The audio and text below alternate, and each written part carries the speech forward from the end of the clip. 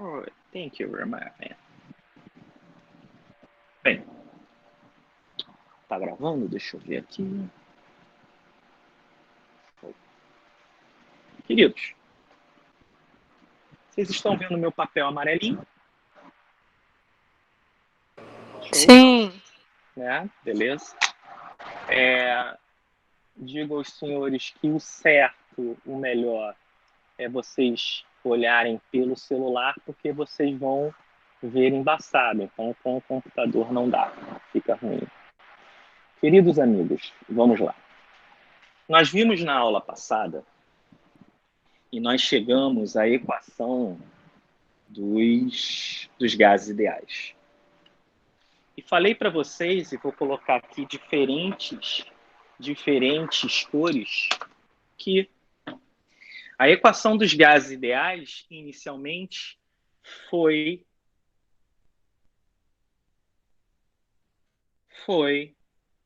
PV igual a NKT. Para quem nunca viu isso, principalmente para os alunos novos aí, N é igual a constante de Boltzmann, constante de Avogadro.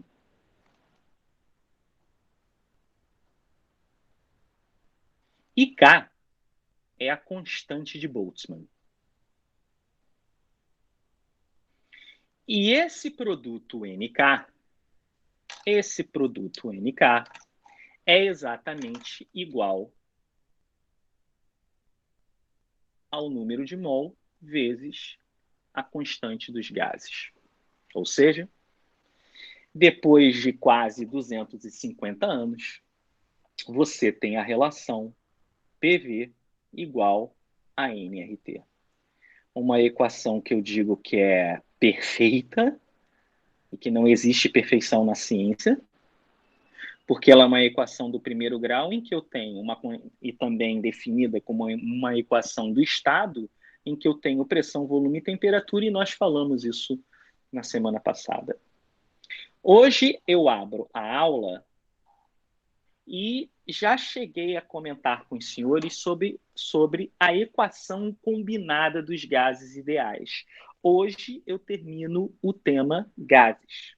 Eu vou até a equação de Johannes van der Waals. Ora, a equação combinada dos gases ideais é o que a galera da física coloca como Piviti-Povotó. Eu tenho que levar em consideração, queridos, o mesmo gás. Ou seja, se eu estou falando em uma situação 1 de N2, eu tenho que falar de uma situação 2 para o mesmo gás N2. Numa situação 1, eu tenho pressão 1, volume 1, temperatura 1. Para o mesmo gás, se eu tiver uma transformação, eu posso ter uma pressão 2, eu posso ter um volume 2, eu posso ter uma temperatura 2. E de onde vem essa questão do Piviti-Povotó? Ora, se PV é igual a nRT, o produto NR eu vou colocar vou colocar constante, eu vou isolar. Então eu tenho pressão, volume dividido pela temperatura. Então eu tenho P1, V1, T1 para o mesmo gás que eu escolhi aqui, o N2, igual a P2, V2, T2. Se a temperatura for constante, e isso foi estudado por Boyle e Mariotti, eu tenho um processo isotérmico. Se eu tenho o volume constante, eu tenho um processo isocórico, ou também conhecido como um processo isovolumétrico. E se eu tenho uma pressão constante, você tem exatamente as pessoas chegando atrasado, você tem um processo um processo isobárico. Peço perdão, porque o processo adiabático é também um processo ideal em que não há troca de calor entre o sistema e a vizinhança. Gases ideais, eu levo em consideração algumas condições. E que condições são essas? Ora, eu utilizo a equação PV-nRT da seguinte maneira, e agora eu vou colocar uma matemática muito mais fina e que você merece, sim. Você pode ficar com receio, mas você merece, sim. Eu vou pegar a equação PV-nRT, colocar aqui, ó, PV-nRT. Eu vou pegar essa segunda parcela multiplicativa do nRT e colocar para o primeiro membro. Então, eu tenho PV dividido por nRT. Vou definir exatamente, já está irritando a galera chegando tarde, vou definir a razão V dividido por N como volume molar. Então, o volume molar é o volume dividido pelo número de mol. Qual é a unidade? Litro por mol, por exemplo, ou metro cúbico por mol. Bem, diante disso, olha o que eu vou escrever aqui embaixo. Pressão, volume molar dividido por RT. Eu falei para os senhores que eu vou colocar uma matemática um tanto quanto mais fina. Sim. Se eu colocar aqui o limite... Ai, meu Deus do céu, Grilo, não, Grilo. Ué? Se eu colocar um limite, eu estou limitando a minha função, que é do primeiro grau, em função da pressão, volume ou temperatura, para um número de mol fixo, para uma quantidade de gás fixa, e eu tenho um fator de correção, que é o R, nós já falamos. Ora, se a minha pressão, olha aqui, ó, interprete, vamos interpretar a definição de limite. Se o limite, perdão, o limite dessa função, se a pressão tender a zero, ela não é zero. Se ela tender a zero, isso aqui tende a zero. Tender. Ela não é igual a zero, ela está próxima de zero. Ou seja, o que isso quer dizer? Quer dizer que essa equação ela é muito utilizada para pressões baixas. Você está ao nível do mar. A pressão que está sobre a sua cabeça ao nível do mar é de um bar, que é 0,9986, que é aproximadamente 1 atm. É baixo. Ou se eu colocar aqui a temperatura em relação ao infinito, bota uma temperatura aqui muito alta. Muito alta. Vamos lá. Uma temperatura... Parem de chegar cedo, gente. É tarde, gente. Toda hora eu fico apertando. Para, na próxima, por favor. Temperatura alta. Isso aqui tende a zero. Pega isso tudo aqui, ó, é matemática. Pega isso tudo aqui, é uma constante, e divide por 100. Vai dar um número baixo. Divide por 200. Vai dar um número baixo. Divide por 300. Vai dar um número baixo. Então, A equação dos gases ideais, ela funciona a baixas pressões ou altas temperaturas. Lembra aquela nossa primeira aula que eu falei? Você está acostumado a fazer vários exercícios em que ele te dá o volume, te dá a temperatura, te dá a massa e ele pede a pressão. Aí ele te dá uma pressão, você encontra uma pressão de 1.500 atm. Putz, a pressão é alta. Para ser um comportamento ideal, é complicado. Apesar de todos os gases podem apresentar um comportamento ideal. Bem, um homem chamado John Dalton, no final, está mais organizado, eu tiro uma cópia e passo para os meus alunos.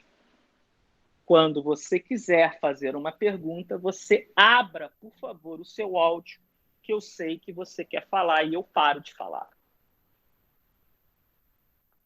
Um homem chamado John Dalton, o mesmo que estudou exatamente a parte da atomística, ele levou em consideração que o gás, apresenta uma mistura, uma mistura, né? É uma mistura homogênea.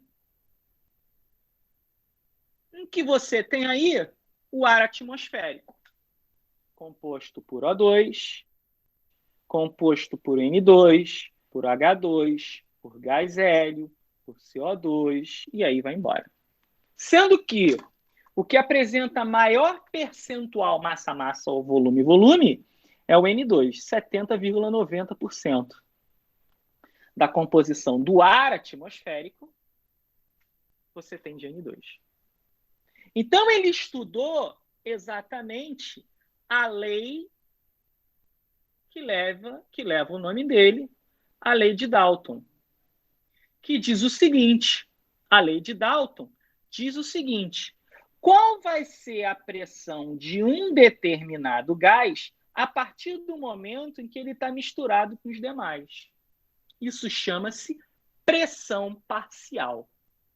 Então, como é que eu chego a essa relação? Ora, ele levou em consideração duas coisas.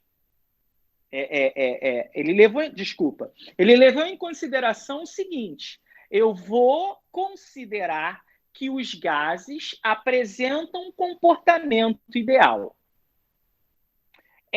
Grilo? Pois não. Existe mistura gasosa de gases reais? Sim. Sim, existe. Mas, inicialmente, o estudo dele foi realmente pautado para a equação que ele tinha em mãos, que é PV nRT. A pressão é a pressão manométrica. E o que é uma pressão manométrica? Imagina que isso aqui é um tubo, uma esfera, né? Peço desculpa pelos desenhos, porque eu não sei desenhar bem. E aqui eu tenho aqui um medidor de pressão. Então, a pressão manométrica, ela calcula a pressão desse cilindro aqui, dessa esfera aqui. E a pressão barométrica é aquela pressão que calcula a pressão atmosférica. Ora, vamos supor que dentro desse recipiente, vou botar aqui do lado, vou colocar aqui, ó, 3 gases hipotéticos. Gás A, gás B e gás C. Ora, a pressão total, ela está medida aqui. Pressão total. O volume total, opa! Eu levo em consideração o volume do recipiente. Então, eu vou botar VR. Volume do recipiente. Por quê? Pelo fato, exatamente, de eu levar em consideração que o gás não apresenta um volume próprio, chamado de covolume. E quem estudou isso? Van der Waals. Bem, E a pressão é do sistema, levando em consideração que eu não tenho interação entre as partículas. Ou seja, eu tenho um recipiente em que, vamos imaginar, e quero calcular qual é a pressão parcial de ar caso ele estivesse sozinho. Mas ele não está, porra. Bem, diante disso, eu tenho o seguinte: pressão total vezes o volume total, R, é igual. Quem é o número de mol total? São os três. Na mais NB mais NC vezes... Vamos aceitar mais um aqui, parou a aula. RT. A temperatura aqui, ó, é a temperatura do recipiente. Pressão total vezes volume do recipiente é igual. Distributiva. Na, RT mais NB, RT mais NC, RT. Bem, a química acabou há muito tempo. Bem, até porque eu acho, na minha modestíssima opinião, do pouco, né, e não estou de deboche, estudo todo dia, do pouco que eu estudo sobre isso, né, isso aqui, para mim, é uma relação muito mais física, porque a gente vai ver que exatamente a gente leva em consideração algumas abordagens químicas na equação de Van der Waals. Bem, está multiplicando o volume e passa para o outro lado dividindo. Virou matemática, velho. Virou matemática. Pressão total é igual a Na RT dividido pelo volume do recipiente mais NB RT dividido pelo volume do recipiente mais, porque é o volume total, velho. Mais NC RT, o volume do recipiente, beleza. O que é isso aqui, grilinho? Pressão de ar. O que é isso aqui, grilinho? Para NB, pressão de B. O que é isso aqui, grilinho? PC. Diante disso, a lei de Dalton afirma que a pressão total que você tem no seu manômetro é o somatório das pressões parciais, que nesse caso é PA mais PB mais PC. Pronto. Pronto. Eu posso enunciar, meu Deus do céu, isso vai estar gravado no YouTube e vários professores vão me dar razão. Ó. Mesma coisa se fosse físico, você está chegando atrasado em sala de aula. Mas vamos lá. Eu posso enunciar o enunciado, né, da lei de Dalton de duas maneiras. Primeira, o somatório das pressões parciais é igual à pressão total. Ou o enunciado mais clássico. Imagine que você tem um gás misturado aos demais. É possível você calcular a pressão de um caso ele estivesse sozinho. Caso ele estivesse sozinho. Então, vamos lá. Como eu calculo essa pressão parcial de A? Essa pressão parcial de B, ai meu Deus do céu. A pressão parcial de C. Como é que eu calculo isso? Hoje Professor? Não. Hoje não. Não, tinha sumido a câmera, agora voltou. Como? Isso aí. Porque eu estou andando aqui no meu quarto, eu estou... Enfim. E às vezes eu não vejo. Perfeito. Como é que eu calculo isso aqui? Existe uma relação em que você tem uma função, uma propriedade intensiva, falamos isso na aula passada, uma propriedade intensiva, eu acho que sim, peço licença se não, peço desculpas se não, uma propriedade intensiva é aquela que não leva em consideração a massa. Essa propriedade chama-se fração molar. Então, eu quero saber quantos por cento de A eu tenho exatamente nessa mistura. Então, ó, a pressão parcial de A, como a pressão parcial de B, como a pressão parcial de C, vai ser em função, obviamente, da pressão total, da pressão total, da pressão total.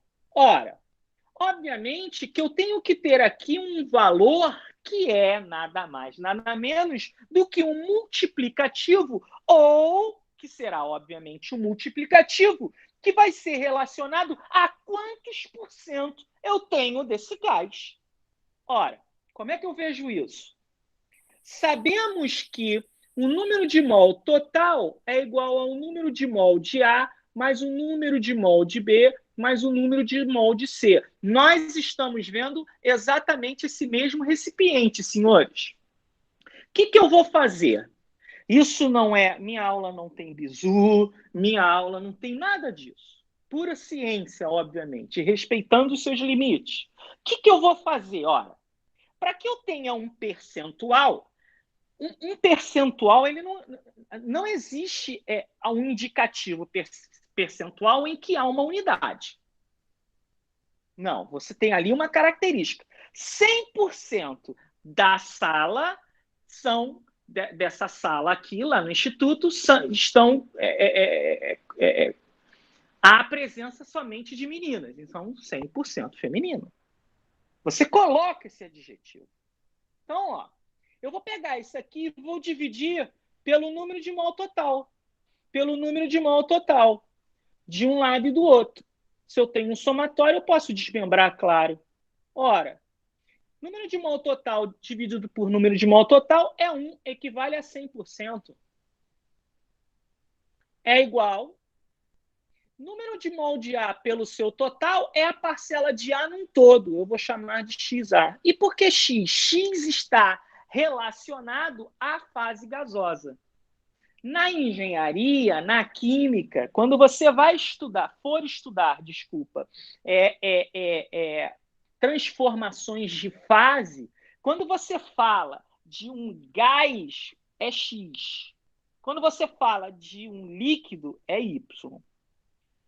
Mais quanto de B eu tenho no total, XB, mais quanto de C eu tenho no total, XC. Diante disso, isso aqui chama-se fração molar. Grilinho, é a mesma teoria que eu estudo para soluções? Sim. Soluto e solvente, chama de A e B. Então, aqui eu vou ter fração molar de A, que obviamente, para isso aqui dar 1, é porque esses valores são menores do que 1. Se eles são menores do que 1, tratam-se de valores percentuais. XB, XC. Pronto. Está aqui a lei de Dalton. De maneira análoga, eu tenho a lei de Amaga. Lei de Amaga.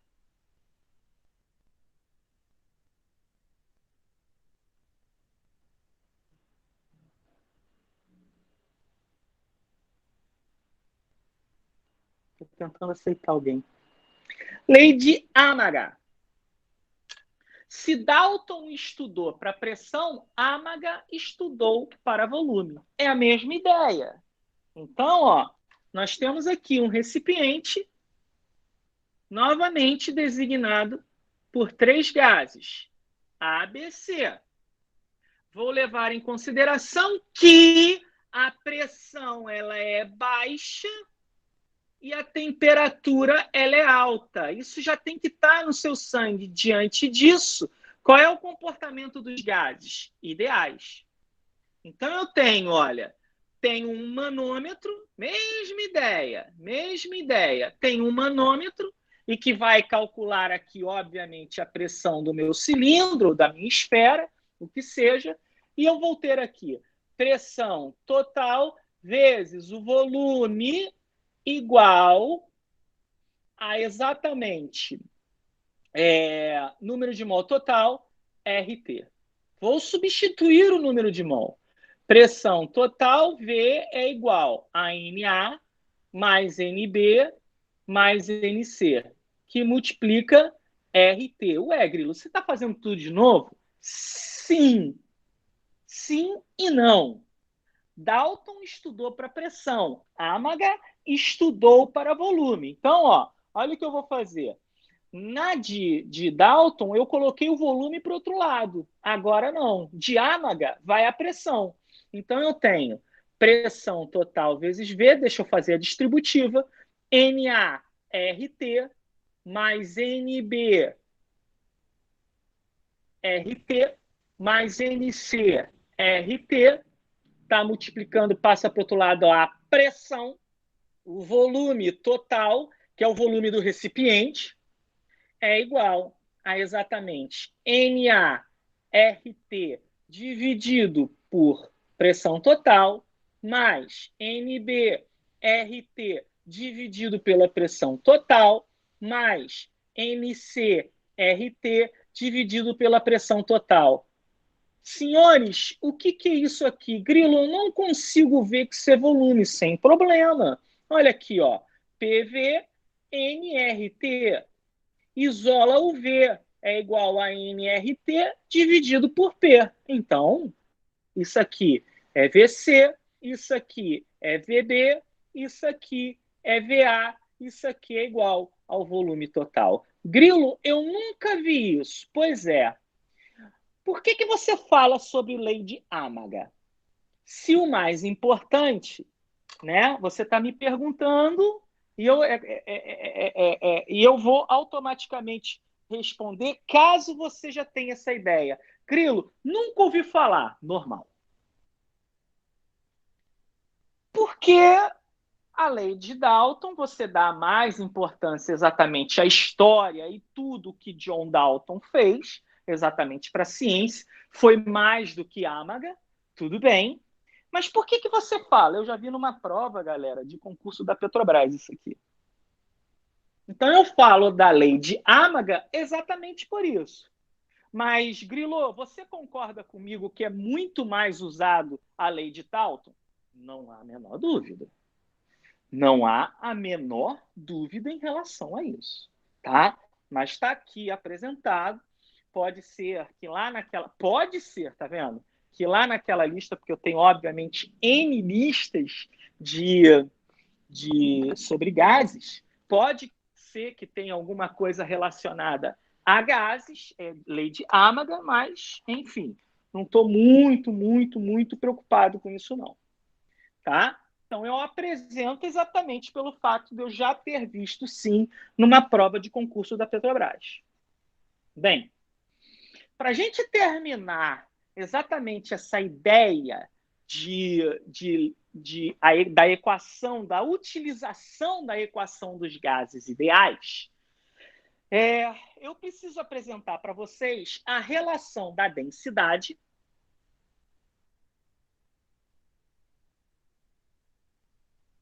versus a pressão.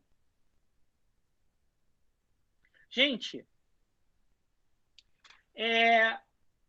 toda a Físico-Química 1, né, ela começa com uma abordagem do estudo dos sistemas gasosos, exatamente pelo fato do gás ser de graça. O gás aqui, o ar atmosférico, ele é de graça. Você tem que ter equipamentos, obviamente, que fazem com que ele exerça consiga liquefazer, ou seja, baixando muito a sua temperatura. Enfim, você tem aí grandes empresas que comercializam esses gases, são chamados os gases comerciais, os gases especiais, gases criogênicos. Exemplo, a Linde, a antiga White Martins, que é a Praxair hoje em dia. Então, assim, e obviamente o entendimento, por mais que a gente não consiga, olha que doideira, por mais que a gente não consiga observar, né, a gente imagina um comportamento de uma molécula gasosa. Sim, sim. Bem, Diante disso, densidade. O que é densidade? O material ser mais denso. É a relação da massa sobre volume. Sabendo que isso aqui é uma propriedade intensiva, ou seja, independe da massa e do volume. Independe da massa, por quê? A massa é uma propriedade extensiva. O volume é uma propriedade extensiva. A partir do momento em que você tem duas propriedades extensivas, a razão entre elas vai te dar uma propriedade intensiva. É muito importante você ter em mente, né, e quando for estudar, pegar um livro de fisicoquímica ou pegar um livro de termodinâmica, lembrei o que eu tinha que falar.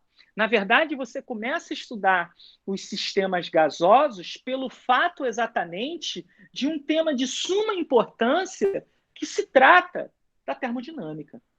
E aqui o nosso curso, a termodinâmica, ela é uma termodinâmica macroscópica.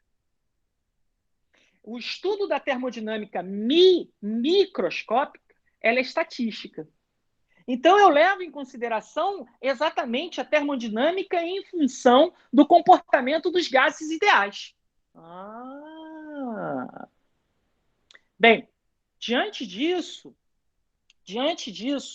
é importante você ter em mente que o que muda a densidade ela está diretamente em função da sua temperatura. Exemplo. A densidade da água a 4 graus Celsius é igual a 1 grama por centímetro cúbico. Se for uma temperatura diferente do que 4 graus, o valor da sua densidade será diferente. Ou seja, você só muda, olha o que eu estou falando, você só muda a densidade com a mudança da temperatura. Diante disso, olha o que eu vou fazer. Eu vou estudar a relação da densidade com a pressão. Então, eu vou considerar o comportamento do gás ideal.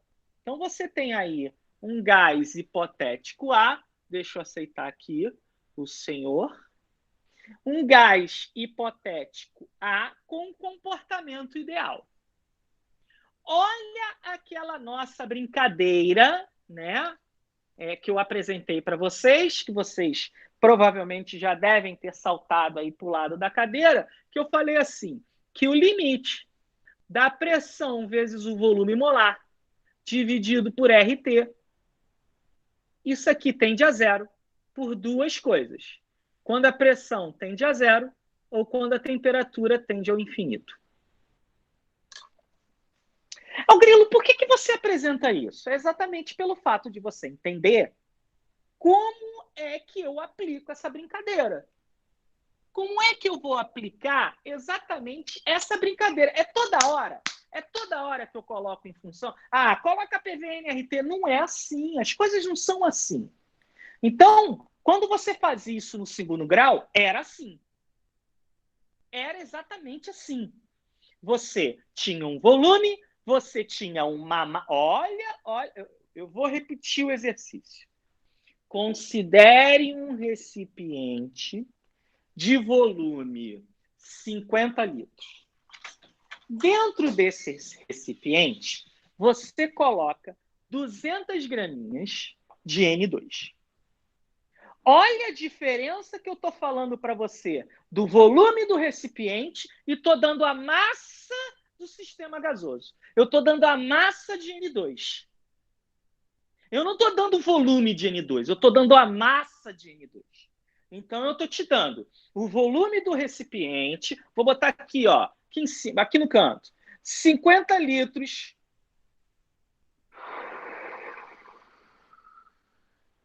50 litros o recipiente. 200 graminhas de N2. E digo que esse recipiente, e eu coloquei, essa massa está a 27 graus Celsius. Bem, a temperatura é ambiente. Ela é alta, tá? Imagina que pra gente, ela já é altinha, né? Uma temperatura média de 27 graus. Para a gente que é macro, tu imagina para o micro. Isso aqui já é considerado uma temperatura moderada para partícula gasosa. Então, eu estou te dando a massa de N2, eu não estou te dando o volume de N2. E eu estou te dando o volume do recipiente. Eu vou utilizar PVNT. Vamos fazer essa conta aqui rapidinho, só para ver quanto é que dá a pressão? Ó, PVNRT, só para curiosidade. Ó, pressão vai ser N200, massa atômica do nitrogênio 14 vezes 2, 28, 200 dividido por 28. 7,14. O R, eu vou usar o 0,08206. 0,08206. 27 graus Celsius, eu sou obrigado para utilizar absoluta. Isso vai dar 300. Isso aqui deu uma pressão... Opa, dividido por 50, pronto. Isso aqui deu 3,52. Grilinho. Tá bom. Vou dar uma informação nova. Porque como é que você sabe que essa pressão ela é aceitável para um comportamento ideal? Bem, alguns livros, por exemplo, eu tenho um livro aqui do... qual é o nome dele? Não estou achando. Tem um livro aqui de termodinâmica enfim, que ele fala que é aceitável e gostei muito. Eu acho que eu já li isso também no Moore, que as pressões dos gases para o comportamento de um gás ideal, ela é aceitável até 5 atm. Mas, meu amigo, 3 atmosferas, 3,52 atmosferas na sua cabeça é coisa pra cacete. Converte isso aí para Pascal. É um absurdo. Mas você considera o comportamento de um gás ideal até pressões menores do que 5 atm. Beleza, então eu posso considerar o N2 com estas condições ideal. Bem, voltando aqui para a densidade. Então, olha. PV, nRT. Pressão, volume é igual... O que é número de mol? Você sabe que é a massa? Bem, como a maioria dos gases eles são moléculas e não átomos, exemplo de átomos, argônio, hélio, criptônio, moléculas, N2, H2, ozônio. Bem, o ozônio a gente vai falar lá na frente. Tá? Ou seja, são moléculas di ou poliatômicas, mais do que monoatômicas. Eu tenho aqui a massa molar, vou botar a massa molar. Mas poderia ser a massa atômica caso eu estivesse falando exatamente de um gás nobre. Vezes R vezes T. Tá legal. Está dividindo, passa para cá multiplicando a massa molar. O volume está multiplicando, passa para o outro lado dividindo. Então eu tenho P, massa molar, é igual a massa dividido pelo volume, vezes R vezes T. Senhores, o que é isso aqui? Densidade. Então, a densidade vai ser igual à razão da pressão vezes a massa molar, dividido por RT.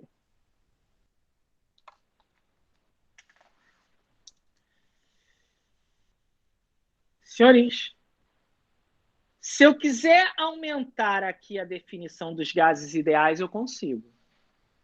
Olha aqui. Os gases ideais, eles apresentam pressão baixa, gás ideal. Temperatura alta. E olha aqui, olha só para a pressão. A densidade ela é diretamente proporcional à pressão. Se a pressão é baixa, a densidade é o quê? Densidade baixa. Olha. Tá legal, Grilo. Agora eu quero que você olhe, por favor, para a temperatura. Tá bom. Para os gases ideais, a temperatura ela é alta. Se esse valor aqui é alta, a densidade é o quê? Baixa. Então, eu posso também definir os gases ideais como uma baixa pressão, ou alta temperatura, ou baixa densidade. Eu fui claro com os senhores? Vou tomar um golinho de água aqui. Professor, a câmera sumiu aqui para mim. Meu amigo. Só para você? Não, não é possível. Todos estão vendo aí, galera? Eu tô vendo normal. Eu tô vendo, normal. Sim. É normal. Carlos, Agora clica voltou, agora na voltou. câmera do professor e fixa. Não, eu já tinha fixado já. Mas eu tinha sumido mesmo, aí eu dei um bug aqui, eu voltei. Valeu, obrigado. Opa, show. Tudo bem, galera? Tranquilo?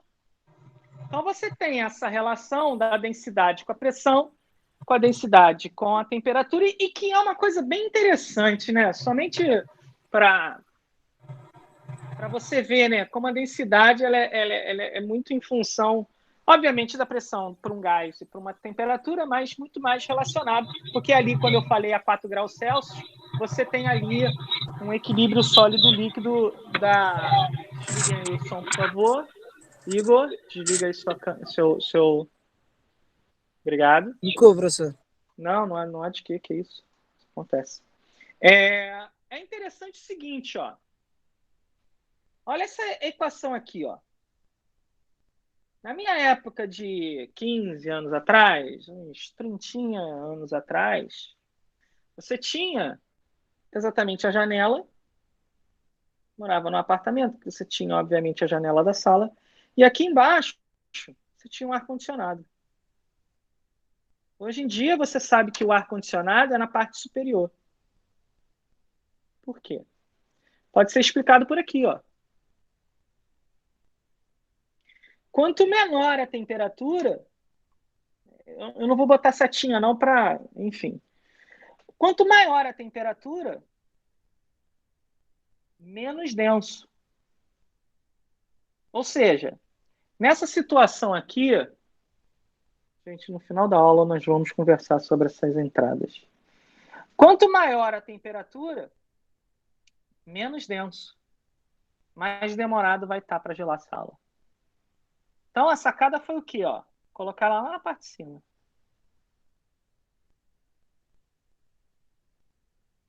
Por quê? Quanto menor a temperatura, mais denso. Então o ar frio ele vai para baixo mais rapidamente. Olha isso. Ok? Bem.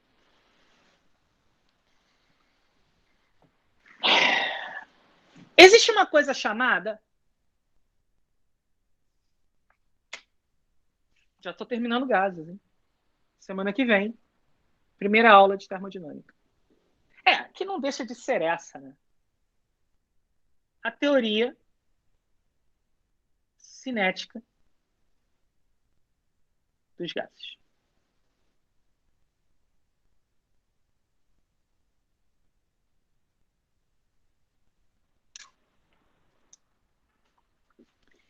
Houve a necessidade de você colocar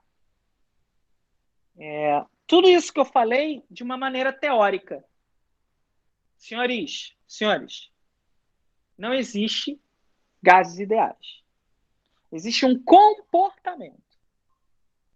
Para que os cálculos fiquem mais tranquilos, para que os cálculos fiquem mais acessíveis, eles me dão valores que são bons, os valores, eu utilizo a equação dos gases ideais. Tudo bem. Essa brincadeira da teoria cinética dos gases, um homem há 100 anos antes, um homem chamado Daniel Bernoulli, de uma família fantástica de gênios, de cientistas, né? Se não me falha a memória, a família teve que sair do país porque eles estavam sendo uma ameaça para o Império, uma coisa dessa. Eles saíram porque a família, composta por acho que os 3 ou 4 irmãos, o pai e a mãe, eram assim gênios. E esse é o pai da hidrostática, né? Bernoulli é um dos pais da hidrostática. E ele, há 100 anos de haver exatamente escrito, anunciado a teoria cinética dos gases, ele já imaginava, olha isso, ele já imaginava. Peço perdão que isso aí foi em 1700 e pouco de Bernoulli, se eu não estou enganado. A teoria cinética dos gases em 1800 e pouco, bota 100 anos a mais. Então, o que ele achava? Que o movimento das partículas eram aleatórios. O que é aleatório? Eu sempre brinco com o aluno e eu tela inteira que eu quero apresentar para vocês uma coisa muito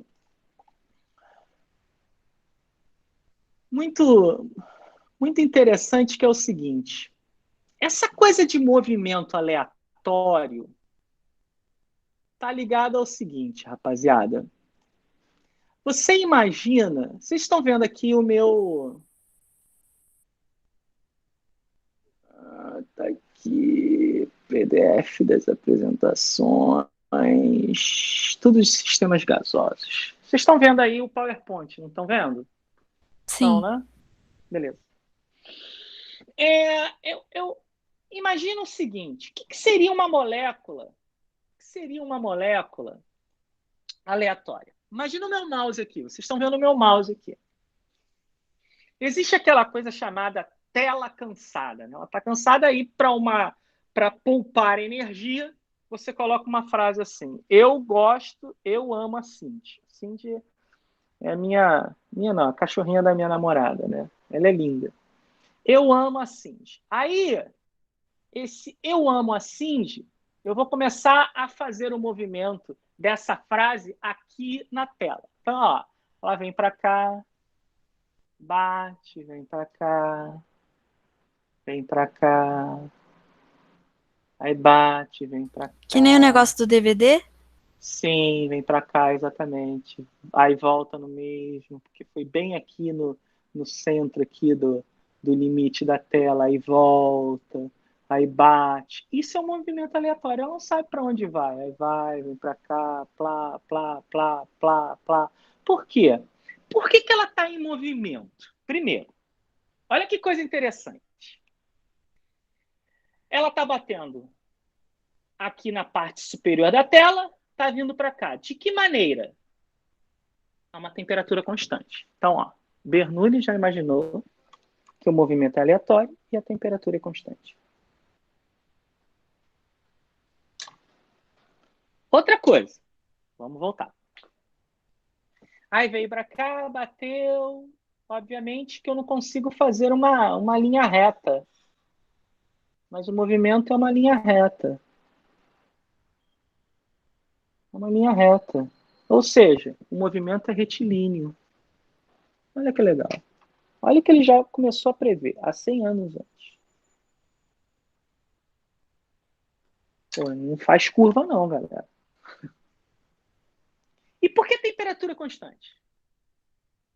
Essa molécula aqui, ó, estaria exatamente aqui, ó, paradinha, que não existe, se a temperatura fosse 0 Kelvin. E nós vimos na aula passada, quem viu isso foi Lord Kelvin. Então, além do mais, os choques, olha aqui, ó, tá batendo na tela. Tá batendo na tela.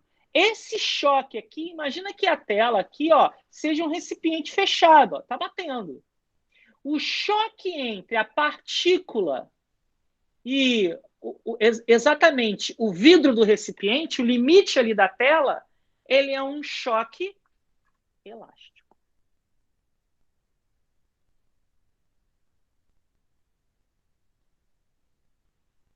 A literatura, a história da ciência, não diz se isso aqui foi exatamente... Obviamente, a gente sabe hoje, em pleno século XXI, que tinha aí uma série de coincidências, né? Há 100 anos antes, Bernoulli imaginou que o comportamento seria esse, 100 anos depois, exatamente. Você tem, na teoria cinética, além disso aqui, o seguinte: você não leva em consideração as forças entre partículas. O que é isso aqui, Grilo? Quando você tem duas partículas A e B, quando elas entram em contato, eu não vou levar em consideração que há exatamente uma interação intermolecular. Eu não vou levar em consideração isso. Mas, Grilo, você pode explicar isso melhor? Posso.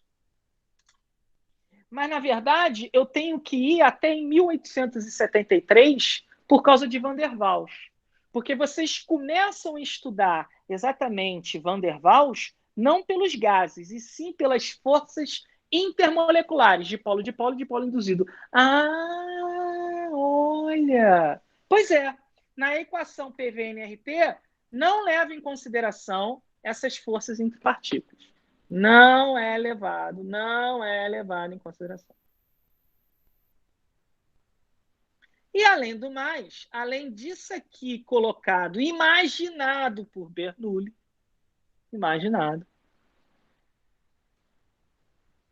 você não leva em consideração,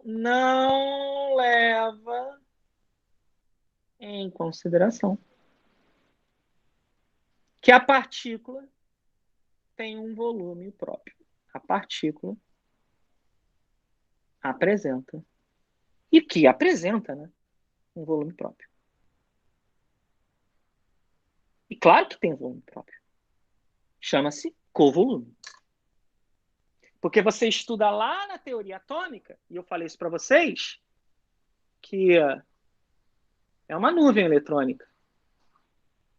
Então apresenta aí uma configuração que não posso afirmar, e não é a configuração de um gás. A gente acha que ela é uma bolinha bonitinha, uma esfera, tudo bonitinho, mas não é. Eu não posso afirmar que ela seja uma esfera. Eu posso levar em consideração sua geometria para calcular alguma coisa. Tudo bem. Isso eu posso. Levando em consideração que a partícula de N2 seja esférica. O volume é 4/3 de π r ao cubo. Tudo bem.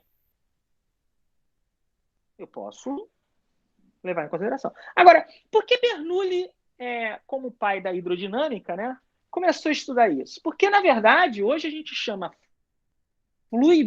os fluidos, exatamente quando você tem duas fases que são muito próximas, o líquido e o gasoso. Então ele começou, obviamente, a pensar nisso, porque, obviamente, a ideia dele, forças de coesão, equação de Bernoulli, a questão da vazão, entendeu? E aí você tem também, olha que coincidência não, você tem estudos também relacionados à idealidade de soluções. Quem estudou? François Raoult. As leis de Raoult. Olha aí. Bem, além disso, na teoria cinética dos gases, afirma que, na sua teoria, diz que quanto maior a temperatura, maior a velocidade.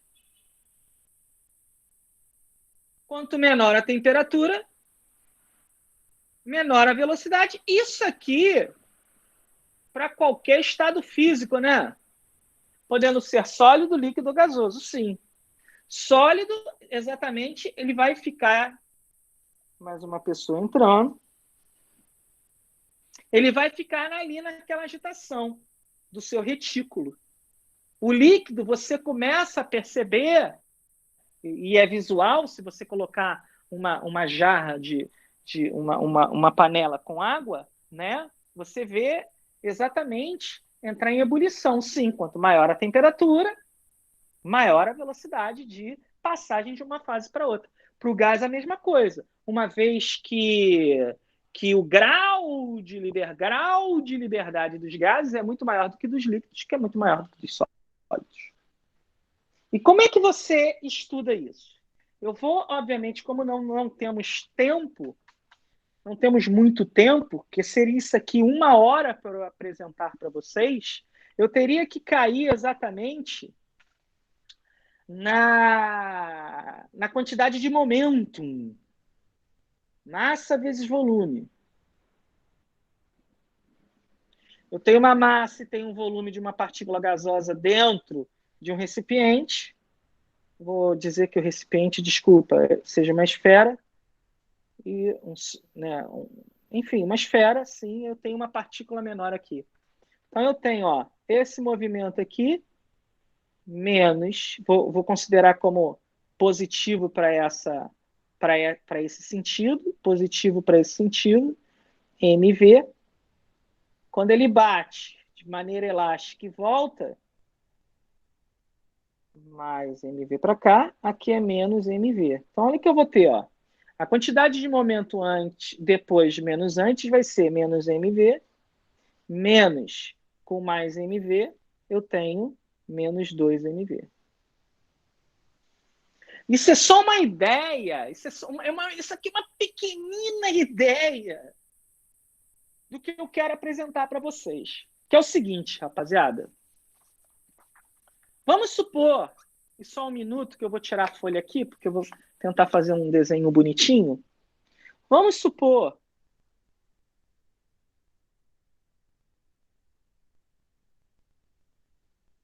que eu tenho um plano Z, Y, X. Estou querendo te dar um nó na cabeça mesmo. Porque você está sempre acostumado a botar aqui X, aqui Y e fora Z. Eu posso fazer da maneira que eu quiser. Ou seja, eu estou colocando aqui um ambiente em R ao cubo. Aí você vem falar para mim que PV em NRT é tranquilo? Não, não é não. E aí eu tenho o seguinte, Vamos supor que isso aqui seja um recipiente. Um recipiente. Deixa eu pegar um recipiente. Me dá um recipiente, um recipiente, um recipiente, um recipiente, um recipiente.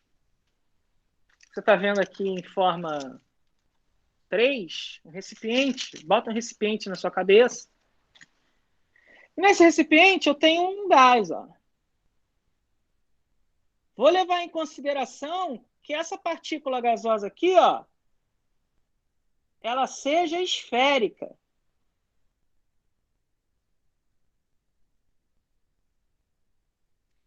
E ela pode bater, nesse eixo Z, pronto.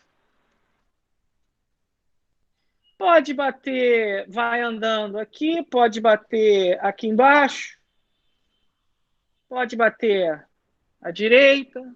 Ou seja, eu tenho um plano R ao cubo. Então, olha o que eu vou... Nessa relação anterior aqui, eu chego a uma seguinte situação. O que eu estou falando? Da relação da temperatura com volume. Quanto maior a temperatura, maior o volume. Desculpa, peço perdão. Quanto maior a temperatura, maior a velocidade. Quanto menor a temperatura, menor a velocidade. Como é que eu sei disso? Olha aqui. A relação PV é igual a 1. Vamos imaginar um choque, porque quando ele chega aqui na parede, ele tangencia em um desses eixos. 1 dividido por 3. Vezes N massa molar vezes C ao quadrado. O que é C ao quadrado? Chama-se velocidade média quadrática.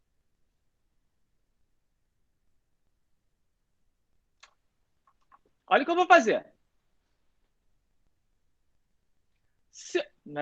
O C lá na física te lembra a velocidade da luz. Não é a velocidade da luz, não. O que é PV? É nRT.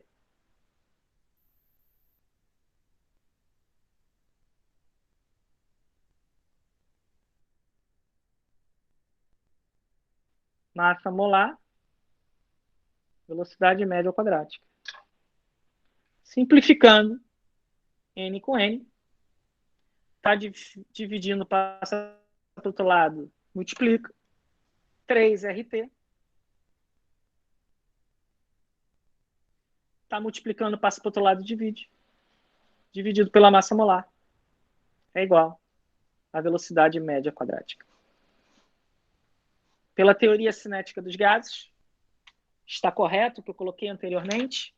Quanto maior a temperatura, maior a velocidade? Sim, elas são diretamente proporcionais.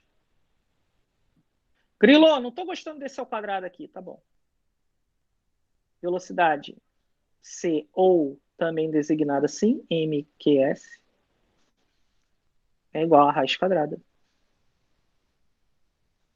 3R. O R você não pode usar 0,08206, você tem que utilizar 8,314. Pascal, metro cúbico, mol Kelvin. Por quê? Porque a velocidade aqui você vai encontrar em metro por segundo. T, temperatura absoluta, dividido pela massa molar. A velocidade é diretamente proporcional à temperatura. Quanto maior a temperatura, maior a velocidade. E outra coisa, para moléculas que apresentam alta massa molar, e antigamente os livros colocavam como peso. Peso tem gravidade. Isso aqui não tem gravidade, porra. Então, quando você tem alta massa molar, você tem baixa velocidade. Exemplo. Se eu fixar, isso aqui é constante. Isso aqui é constante. Se eu colocar um recipiente dentro da minha casa, ou dentro da sua casa, vamos levar em consideração o ar atmosférico. O ar atmosférico tem H2, você tem N2. Vamos fechar essas três aqui, ó. Você tem O2. Qual é a massa molar, massa atômica do hidrogênio? 1 vezes 2, 2 graminha por mol. Só que você aqui, como é Pascal metro cúbico, você tem que passar isso aqui para quilo. Ah, olha aí. Mas não estou preocupado com a conta agora, não. Nitrogênio 14 vezes 2, 28 grama por mol. Oxigênio, 16 vezes 2, 32. Desculpa, peço perdão. Grama por mol. Se eu fixar uma temperatura constante, por exemplo, dentro da minha casa nesse momento, deve estar uns 23 graus Celsius. Vou passar para 273. 273, isso vai dar 296. Então, uma temperatura constante de 296, então isso aqui passa a ser constante também.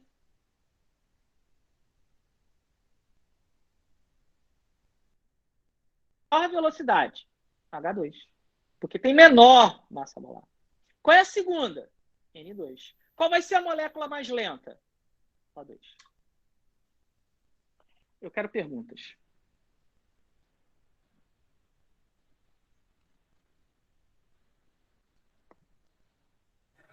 Professor,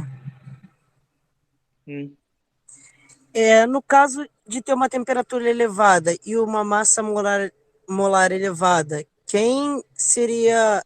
Quem Você tem que fazer um comparativo, querido. Quem seria o quê? Você tem que me dar a espécie. Isso aqui, quando eu fiz aqui, tudo bem. Você quer aumentar a temperatura? Vamos botar para 127? 127 mais 273, 400. 400. Continua sendo constante para ambas. Desculpa, para as três. O que vai variar aqui, a única coisa que varia é o quê? A massa molar. Entendi. Peço licença, os senhores que eu vou ao banheiro.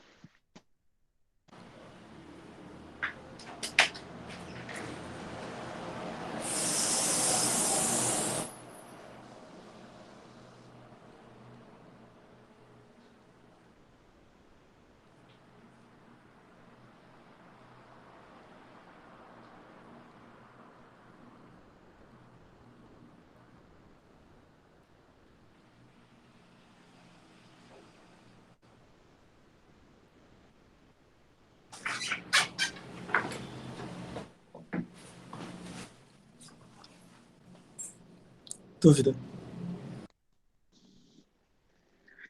Vem falar para mim que isso aí é fácil. Essa era a nossa ideia lá no segundo grau. Que não é mais. Não é mais. Estudar gases, você ainda tem aí vários centros tecnológicos que estudam o comportamento dos gases. Na minha época de... Vocês estão me ouvindo bem? Sim. Sim, professor, tá dando para ouvir bem. O meu fone também para carregar, então pode ser que a qualquer momento... eu lembro que quando eu estava na graduação, eu acho interessante essas coisas, para vocês verem que nós, professores, também fomos alunos e, assim, eu fiquei muito surpreso com... Eu passei esse material para vocês? Esses slides? Não, né? Não, professor, não passou, não. Beleza, eu vou passar para vocês logo quando terminar a aula. Eu acho interessante, gente, que, assim, quando eu estudava gases, né, eu tinha aquela ideia, até porque eu entrei na universidade muito imaturo, muito novo, é isso que eu quero dizer, e era pivete pavató, era essa coisa, entendeu? Fui aprender que equação combinada, tinha uma coisa mais clássica, uma história aí que são 250 anos, eu não posso achar tranquilo. Então, quando caía numa prova, eu não vou estudar isso porque é tranquilo, porque é PV e NRT. Agora, eu lembro de uma prova de termodinâmica do professor Jacques, grande professor, hoje, grande mestre, hoje aposentado da Petrobras. Ele pedia para explicar o porquê que a pressão dava aquilo. Se era condizente com o comportamento dos gases. Então, realmente, você vê que tem toda essa história. Eu já estou aqui há 3 horas com vocês, né? Do primeiro vídeo para o segundo vídeo. Eu estou há 3 horas com vocês falando e cheguei e não saí de PVNRT. Eu vou até... Nós estamos aí há 1h30. Eu vou até dar fim à nossa aula. Eu vou deixar para a semana que vem um capítulo só para gases reais. Já perceberam que eu sou muito fã da história? Acho que a história diz realmente assim a curiosidade, como hoje você tem uma curiosidade muito grande em você mexer tudo que é nano, sabe? Você mexer em tudo que é nano é uma coisa mágica, entende? É uma coisa, meu Deus, tá aí, a cura do câncer vai vir através da nanotecnologia, isso eu não tenho a menor dúvida. E quando eu falo de nanotecnologia, em pleno século XXI, eu estou falando exatamente da dominação, de manipulação de um átomo.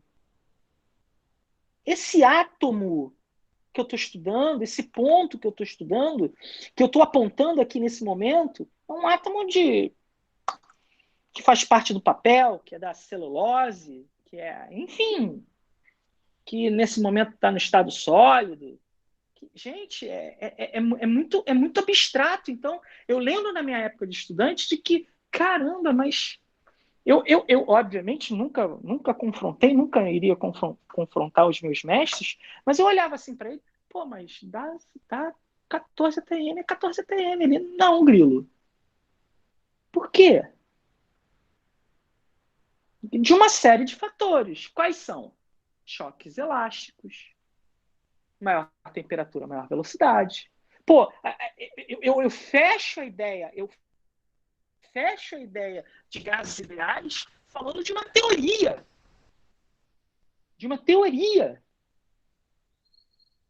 Então, assim, posso considerar um comportamento de um gás ideal, a baixa pressão ou alta temperatura. E já vi um livro, né, nesse processo pandêmico que a gente está, eu comprei 33 livros, assim, para estudar, para escrever os meus livros, enfim.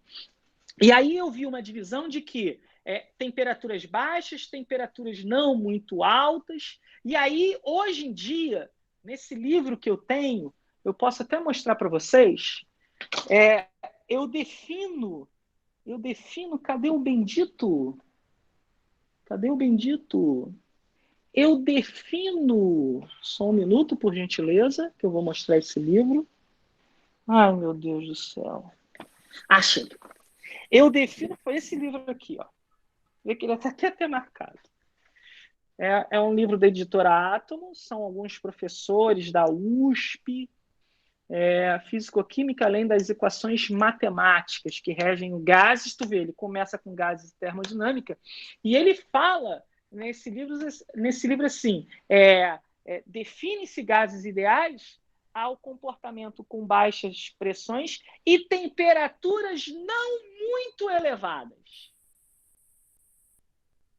Ou seja, ele leva em consideração também, é legal, temperaturas moderadas. Por exemplo, a temperatura nossa hoje aqui no Rio de Janeiro, ela está moderada. Acredito eu. Está moderada, comparada a 2 semanas atrás, que estava um inferno de quente. Então, se nós somos macro, sentimos, você imagina a sensibilidade de um micro, que é muito maior. É isso que é esse paralelo que eu mostro para vocês. E fechei exatamente a aula mostrando para vocês uma teoria. Pô, houve a necessidade, bem, eles viram lá, e realmente sim, uma necessidade de escrever isso de forma teórica. Peraí, vamos escrever isso aqui de forma teórica. Porque quando eu utilizo a equação dos gases perfeitos, o gás é perfeito. Claro que não é. Eu estou idealizando o seu comportamento. Pronto. Ok? Ufa, como eu falo, gente. Eu ando pra lá e pra cá. Olha o meu ar-condicionado. Lá em cima. Queridos, até semana que vem.